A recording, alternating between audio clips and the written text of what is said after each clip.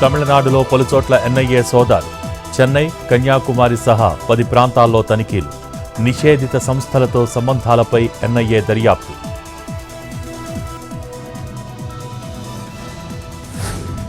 నేడు కీలక శాఖలపై సీఎం చంద్రబాబు సమీక్ష. టెక్నాలజీ, వర్చువల్ గవర్నెన్స్ పై చర్చ. ఆర్టీజీఎస్ వ్యవస్థ బలోపేతం. ఉన్నత విద్యాశాఖపై రివ్యూ.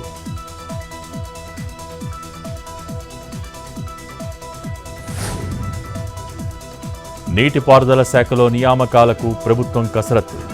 అసిస్టెంట్ ఎగ్జిక్యూటివ్ ఇంజనీర్స్, లష్కర్ల నియామకానికి నిర్ణయం. ఈ నెల 26 సీఎం రేవంత్, ఉత్తమ్ చేతుల మీదుగా నియామక పత్రాలు అందజేత.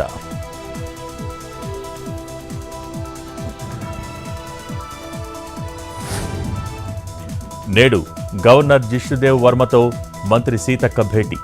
ములుగు మున్సిపాలిటీ బిల్లును ఆమోదించాలని కోరనున్న సీతక్క.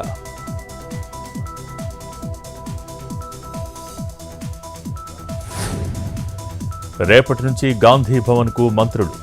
రేపు అందుబాటులో మంత్రి దామోదర, 27న మంత్రి శ్రీధర్బాబు, వచ్చే నెల 4న అందుబాటులో మంత్రి ఉత్తమ్, 9న మంత్రి పొన్నం.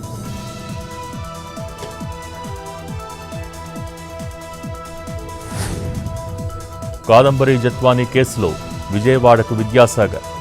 5 రోజుల కస్టడీ కోరిన పోలీసులు. నేడు విచారణ జరిగే అవకాశం.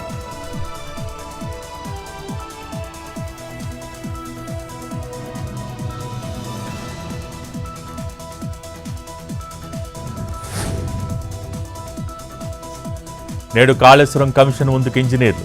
విచారించనున్న కమిషన్ చైర్మన్ పీసీ ఘోష్. నేటి నుంచి శనివారం వరకు 40 మందిని ప్రశ్నించనున్న కమిషన్.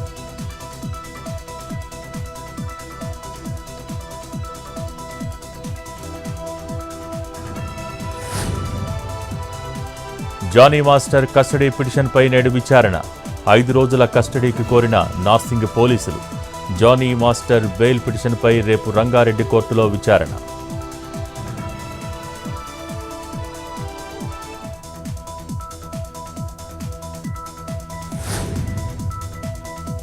మరోసారి ఏడుపాయల ఆలయం మూసివేత.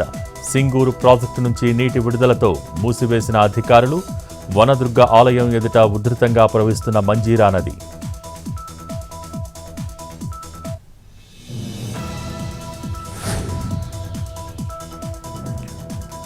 మహబూబాబాద్ జిల్లా మరిపెడలో రోడ్డు ప్రమాదం. చేపల లోడ్తో వెళ్తున్న బొలెరో వాహనం బోల్తా. చెల్లా చెదురుగా పడిపోయిన చేపలు. చేపల్ని పట్టుకునేందుకు ఎగబడ్డ జనం.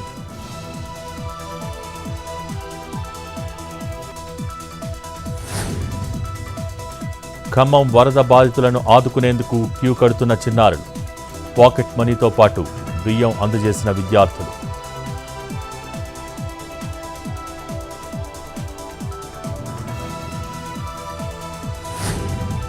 ఆదిలాబాద్ జిల్లాలో ఒక్కసారిగా మారిన వాతావరణం. జిల్లా కేంద్రంలో కమ్ముకున్న కారు మబ్బులు. పగలే కమ్మేసిన చీకటి.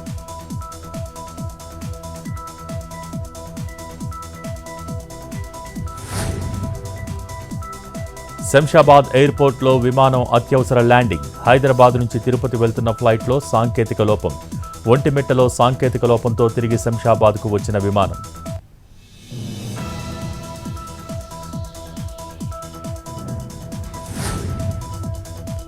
సుప్రీంకోర్టును ఆశ్రయించిన మాల మహానాడు. ఎస్సీ ఎస్టీ రిజర్వేషన్లపై సుప్రీంకోర్టు తీర్పుపై రివ్యూ పిటిషన్.